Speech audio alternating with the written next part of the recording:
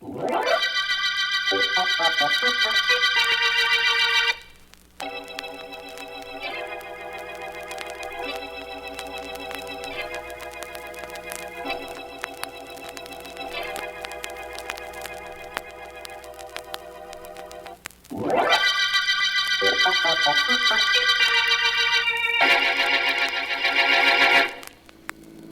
Markham, it certainly seems strange being with you in the middle of the night when we haven't been working on a murder. Well, even district attorneys take some time off, Vance. And here's your apartment house. That it is. Well, thanks for taking Ellen home and for dropping me. No trouble at all, Vance. I'll phone you tomorrow if anything interesting happens. I'll be waiting. Good night, Markham. Meet you at a murder.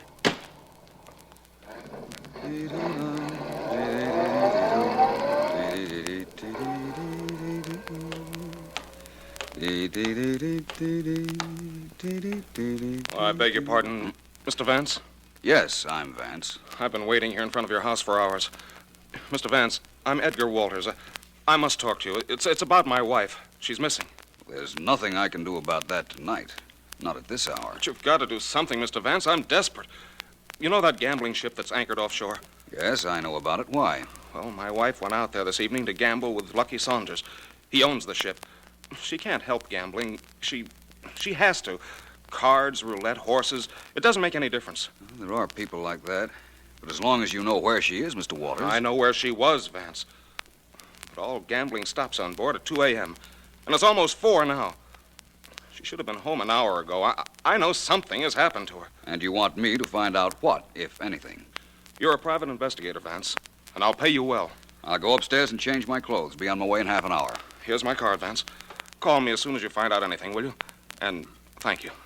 Thank you very much. You're quite welcome, Mr. Walters. I only hope I give you a real reason for thanking me before long.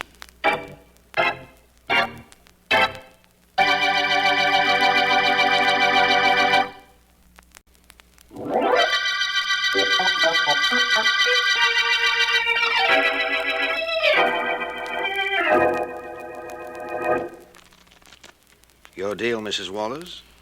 Your cut, Mr. Saunders. How much did I owe you before we started this evening's session, Mr. Saunders?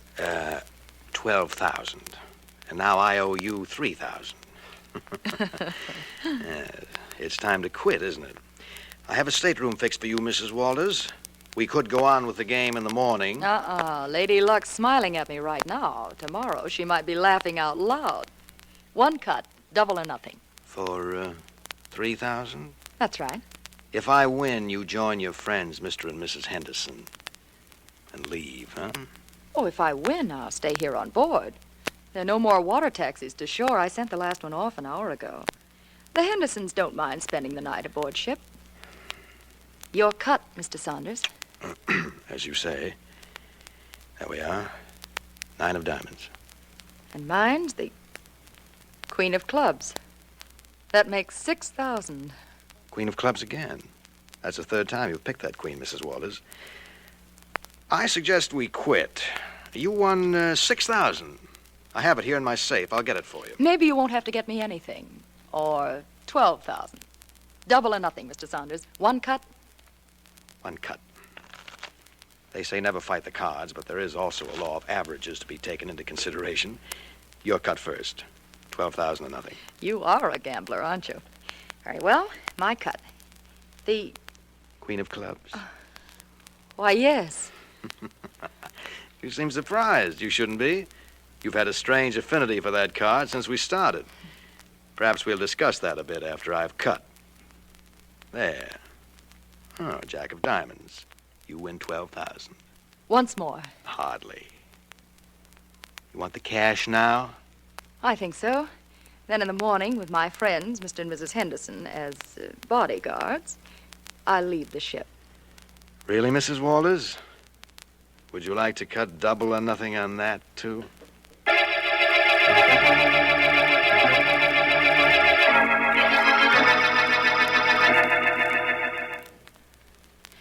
It's almost 5 o'clock, Ace. Do you think she's still playing? No, she hasn't come to a stateroom, has she? Lucky Saunders told me he had the one next to this fixed for her. She'll be here as soon as she wins enough. Edith Walters mustn't win. She mustn't. When she plays with Lucky Saunders, the weather's clear and the track fast. But if she does win, maybe she'll take care of the markers I've been holding. She's in my book for 10,000 she dropped on the horses. You don't generally let anyone get into you for that much, Ace. You know, I think that... Honey. You're the one I married to, and I like it that way. There's nothing between her and me. I suppose we just forget all this and go to bed. I've got to know whether she won or not. I've got to. In the morning. Comes the morning, we'll both find out. Go ahead to sleep if you want to. I'm waiting up until I hear her come in. And if she won tonight, I'm going to get that money she owes you. If she lost... Yes, honey. What if she finished out of the money? then I'm going to fall asleep laughing.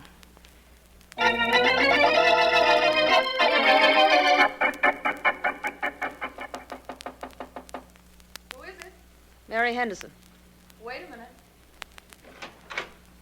What do you want? You mean, what do we both want? Me and this gun. Oh. Same answer, though. We both want you. You're being a little dramatic, aren't you, Mary? Maybe. How much did you lose to Saunders? I don't know that it's any of your business, but I didn't lose. That's what I was afraid of. You know, I don't like you, Edith. I gathered that quite some time ago. I liked you more when I first met you.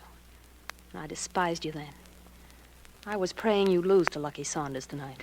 Sorry to disappoint you. I still don't know any reason for that gun. I'll explain. It's very simple. There are no boats leaving for shore. And certainly none coming out from shore for the next couple of hours. We're practically alone on this ship. You and I, my husband, and Lucky Saunders. So? So you've got no means of either getting off or getting help. And I wanted to announce to you personally that you'll never leave this ship alive. You've lost sight of one thing, haven't you, Mary? My husband knows I came out here. Your husband thinks you came out here. Nobody knows except my husband, Lucky Saunders, and I. And I'm sure none of us will ever remember seeing you on board. You're going to kill me? Maybe. You're going to be dead, I can tell you that. You're afraid, aren't you? I was afraid, too. I've been afraid for months. Afraid I'd lose my husband to you. But I won't now. There'll be no you around to lose him to. You forget there's a radio room on board right next door. I can send a message for help, and I'm going to right now. Stop! Edith, stop!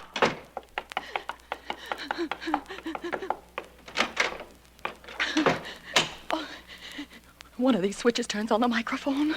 One of them does. It must be this one. It's got to be.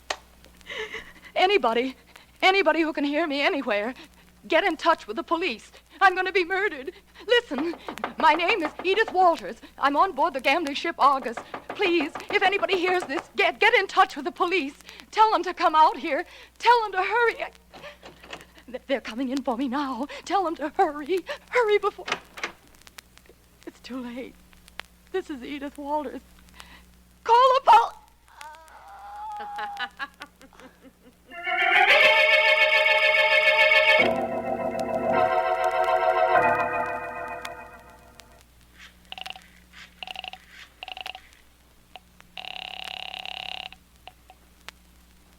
Hello? Markham, this is Vance. I didn't wake you up, did I? Oh, no, you didn't. As a matter I've of been fact... trying to reach you on the telephone for 10 minutes. Your line's been busy. I've been trying to get you, Vance. But it's 6 o'clock in the morning. What do you want me for? I've tried for 2 hours to get some sort of transportation so I could get out to the gambling ship Argus. I can't find a thing at this hour. I'm going to need a police launch. What you want to get out to the Argus for? To look for a woman named Edith Walters. Her husband... Edith Walters? Well, she's the reason I've been trying to reach you, Vance.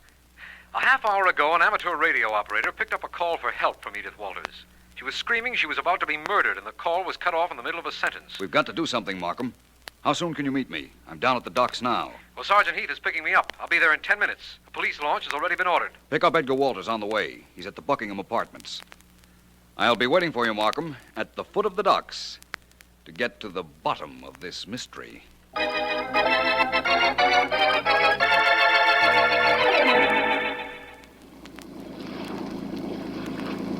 Take it easy, Walters. We'll be out at the gambling ship very shortly now. I know, Vance. It's just that I'm afraid of what we'll find when we do get there. Vance, we're a little bit lost. This fog is so heavy, the launch pilot says he can't see a thing. We're going by compass, but we don't know exactly where the Argus is anchored. Oh, I know, Mr. Markham. It's exactly 2 miles along the coastline from the dock. Then we round a blinker light and head due east into the ocean. I was out there only the other night with my wife, and that's how we got there. Oh, that's fine, Walters. Thanks. I'll tell the pilot. Sergeant Heath. Don't take it so hard, Walters. Things may not be as bad as you imagine. No, maybe they aren't. All I'm sure of is that they couldn't be any worse.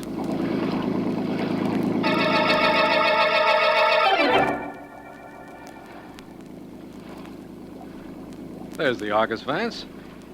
Thanks again for those directions, Mr. Walters. Don't forget it, Mr. Markham.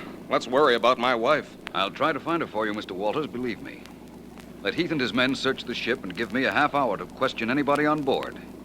And I promise you, if Mrs. Walters ever arrived on the Argus, I'll have news for you.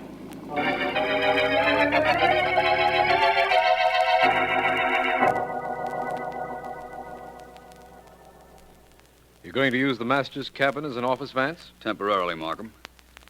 What luck has Sergeant Heath had? None at all. He's had men searching this ship for a half hour. They can't find Mrs. Walters' body, and they can't even find any evidence that she ever was aboard. This is really a case, Vance. Yes, I know. I'd like to see the owner of this ship, Markham. He's waiting outside. In fact, I'll see him and Mr. and Mrs. Henderson together. All right, I'll tell them right now, Vance. Mr. and Mrs. Henderson and Mr. Saunders, will you come in here, please? Yes, of Yes, course. certainly. Glad to come in. Please sit down and make yourselves comfortable. What do you want with us, Vance? I'm not quite sure. You say you haven't seen Mrs. Walters in 2 days, that she was not aboard this ship last night? That's right. Mr. Saunders, how do you account for the radio message that was picked up and relayed to the police? I've got no idea how, why, or from where it was sent. The message did say it came from the Argus. And we do have a radio sending set aboard. But there's no way in the world to prove it came from here. No, there isn't. Mrs. Henderson, your story, I take it, is the same as Mr. Saunders? Not at all. I beg your pardon. He said he hadn't seen Edith Walters in 2 days. I haven't seen her in a week. I see. And you, Mr. Henderson? I was supposed to meet her at the track yesterday afternoon, but she never got there. That proves nothing one way or another. Mr. Saunders, how long have you been operating this gambling ship in these waters? About a month. It's all very legal, Vance. That's a matter of opinion. It's legal. Well, let's say it's within the law. It's outside the state's jurisdiction, so state laws do not apply to it. Has the ship always been anchored in just this spot? No, we move it around every night. A few miles up or down the coastline, just to prevent any possible hijacking. We move it every night, but we keep it outside state limits every time we do. I understand. They call you lucky, don't they, Mr. Saunders? Well, most gamblers are called lucky, Mr. Vance. I've got an idea, though, that your name isn't complete.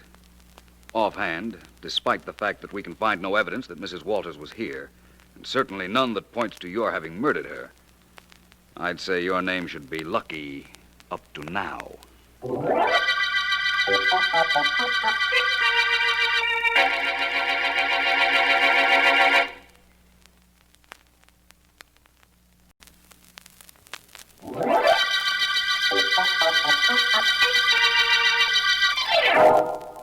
This is District Attorney Markham. The Argus murder case started when Edgar Walters came to Philo Vance, asking him to help find Walters' wife. She had gone out to a gambling ship, the Argus, but nothing had been heard from her for several hours. Then, an amateur radio operator relayed a frantic message from Mrs. Walters to the police, and it sent Vance, Sergeant Heath, and me, along with Mr. Walters, out to the Argus. There we met Lucky Saunders, owner of the ship, and Mr. and Mrs. Henderson, both of whom knew Mrs. Walters, and both of whom deny she was ever on board. It was a short... Hi, Mr. Vance. Oh, yes, Sergeant Heath. I was just on deck getting a little air. What have you found? I haven't found a thing. No trace of Mrs. Walters anywhere on board, but I'm sure that dame was on board this boat, Vance, and that she was murdered. Only how do we prove it? We don't. We can't unless we find the body. And if she were murdered and the body thrown overboard, which is probably what happened, if she were murdered, we'll never find it. Hey, I never heard you so pessimistic before, Vance. Never had more reason to be, Heath. I'm going ashore to check over my facts, and I'm taking Mr. Walters with me. I'll contact Markham if I find out anything.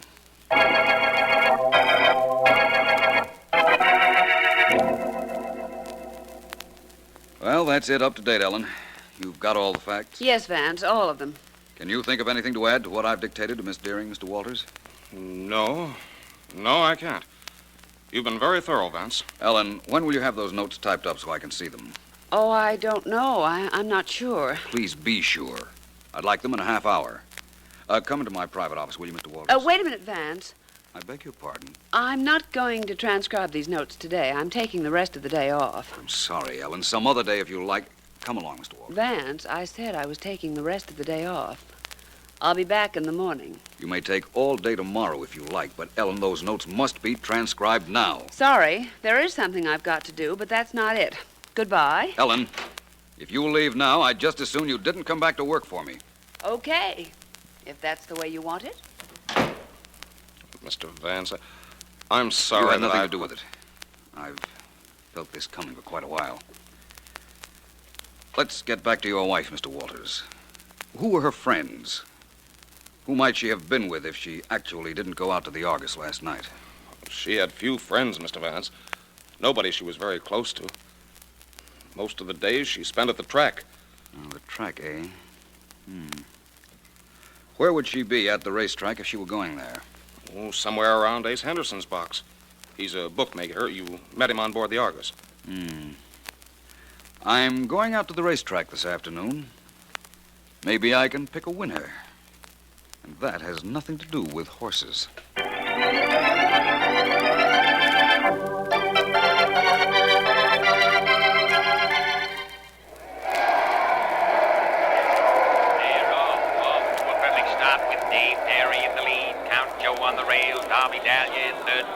Hello, Mr. Henderson. Oh, hi, Vance. Didn't know you follow the ponies. I don't, generally. I got something good going in the next race, if you're interested. I'm interested, but not in races. Mrs. Walters? Come on, Joy! Come on, Joy! Yes, Mrs. Walters. I'd like to talk to you about her. Right after the race. Making up the distance, Joy. The second is dropping back. Rasputin's closing in on Dave Derry. At the three-quarters, it's still Dave Derry and Rasputin. Dave Derry by 3 lengths, but Rasputin's closing in. Dave Derry by 2 lengths. 1 length. Rasputin is alongside as they approach the finish line. It's neck and neck, nose and nose. There goes Rasputin out in front as Barker goes for the whip. It's Rasputin by half length. Rasputin, the winner!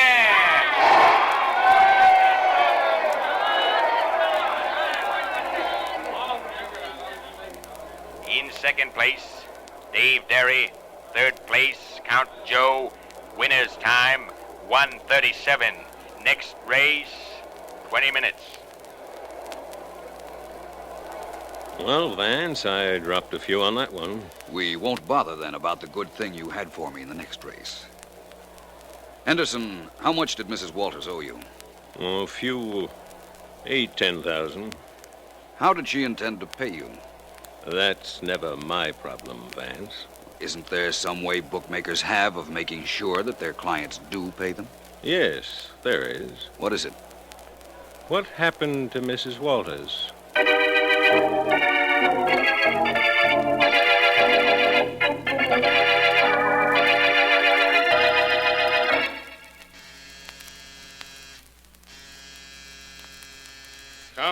Coming. Hello. Oh, I don't think I know who you are, do I? You should. I'm Ellen Deering. I was Philo Vance's secretary. Remember me now, Mr. Walters? Oh, yes, of course I do. Well enough to ask me to come in? Don't bother. I don't need an invitation. I don't understand what you want with me. Don't you? Okay, then I'll tell you. I'm the only one that knows that you murdered your wife. Do you want to know how I know you murdered her? I didn't kill her. I haven't even seen her since she left here yesterday morning. Oh, no? You told the police you'd been out to the gambling ship exactly a week ago, right? Well, of course that's right. They changed the position of that ship a couple of miles every night. Yet the time when you and Vance and Markham went out there, you gave exact directions on how to reach the Argus. Now, the only way you'd have known that is if you'd been there earlier. Well, that's now, right, don't but... get excited. Nobody realizes that little fact except me. And what do you want? Money. 10,000 will do. I don't have that kind of money. Well, then go get it. Here's my apartment address. Shall we say 9 o'clock tonight and $10,000 in cash?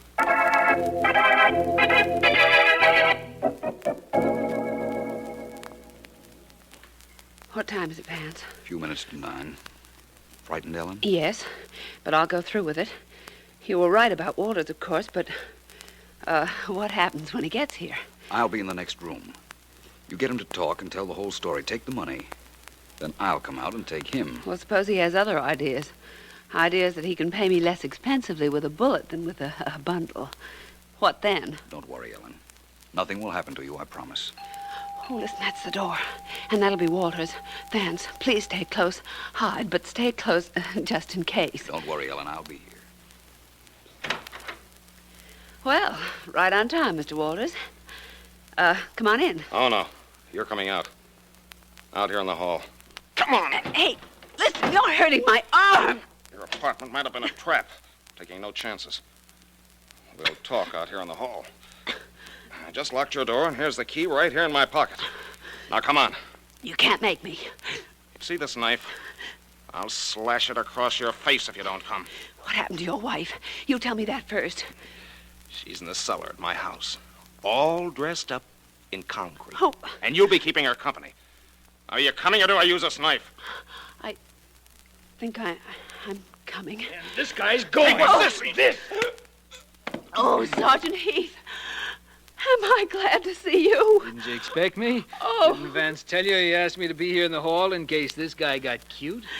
No, he didn't. And that reminds me. I've got something to say to Mr. Philo, Vance.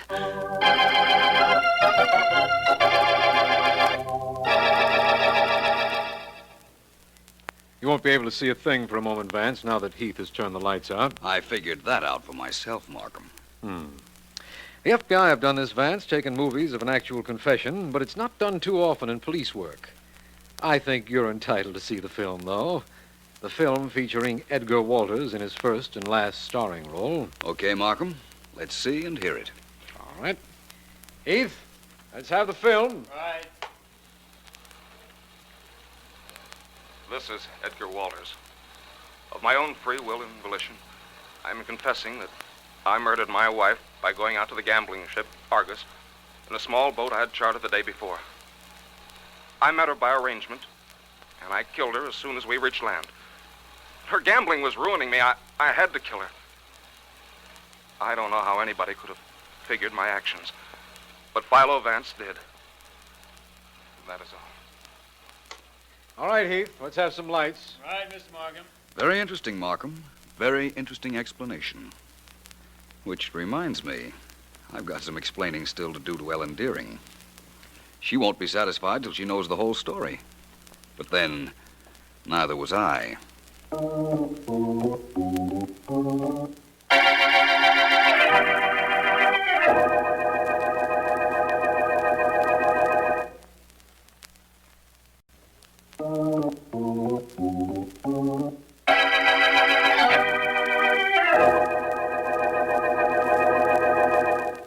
Well, Ellen, I know you've waited very patiently. So let's talk about the Argus murder case. It really had me puzzled for a while. I was quite certain that Mrs. Walters had been on board the Argus, but the denials of Lucky Saunders and Mr. and Mrs. Henderson threw me for a while. Why did they lie, Vance? They all had reason. Saunders would have made himself a wonderful suspect if he'd admitted that Mrs. Walters had been on board, and in addition, have given his gambling ship a bad reputation. A gambling ship, a bad reputation. Well, that sounds like a reason skunks don't eat scallions, but I'll buy it. Why did the Hendersons lie? Mrs. Henderson hated Edith Walters, and Edith Walters was welching on money she owed Ace Henderson. Both would be ready-made suspects if they told the truth. I suppose I'm dumb, but it's hard to figure out why Walters came to you in the first place. He was trying to be smart. He figured it was a perfect alibi to ask me to work on his wife's disappearance. He knew I couldn't possibly get out to the gambling ship at 4 in the morning, but he could. And he did. But what about that radio message that Mrs. Walters sent? Mrs. Henderson admits now that she threatened Edith Walters, that Mrs. Walters ran into the radio room and sent the message that brought us out to the Argus. And then? Then, while she was sending the message, Saunders came along, let himself into the radio room with his own key, and put his hand over Mrs. Walters' mouth. He didn't want the police out on his boat, naturally. Commonly known as Natch. Then what? Then Saunders talked Mrs. Henderson out of any desire for personal revenge against Edith Walters, and saw to it that Mrs. Walters got to her cabin. But she had arranged with her husband to meet him, as we know, and she rode with him to the shore and her death. It was a very clever plan Walters had. There's a moral in this somewhere. Something about wives not gambling. Or playing around with gamblers. That was the beginning of Mrs. Walters' trouble. Yes, I suppose it was. And this is the end of the Argus murder case.